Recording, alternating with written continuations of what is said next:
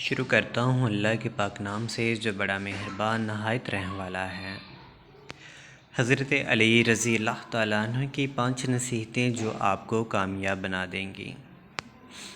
کمیل بن زیاد رحمۃ اللہ علیہ فرماتے ہیں کہ ایک مرتبہ حضرت علی رضی اللہ تعالیٰ عنہ نے میرا ہاتھ پکڑا اور فرمایا، اے خمیل، یہ دل ایک برتن ہے، اس میں جو چاہے ڈال دو، اور اس کے بعد فرمایا کہ میں تمہیں 5 باتوں کی نصیحت کرتا ہوں، ان باتوں کو غور سے سنو اور ان کو اپنے پلے باندھ لو۔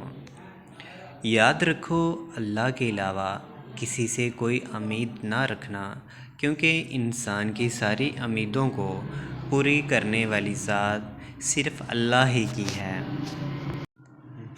اللہ کے علاوہ کوئی ذات نہیں جو کہ تمہاری امیدوں کو پورا کر سکے۔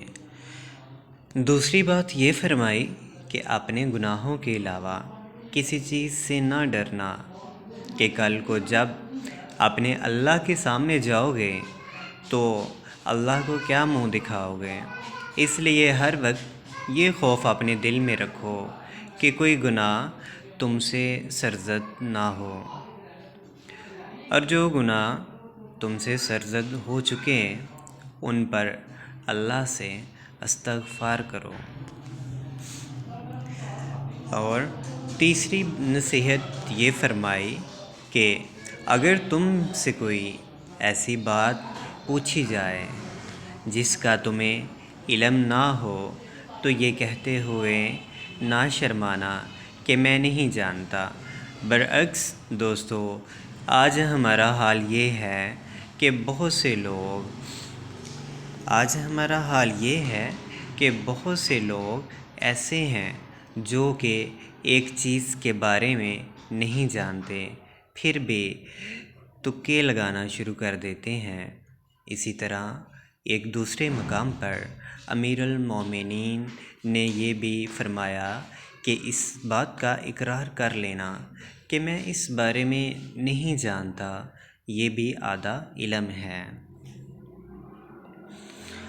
چوتھی بات یہ کہ جس بات کا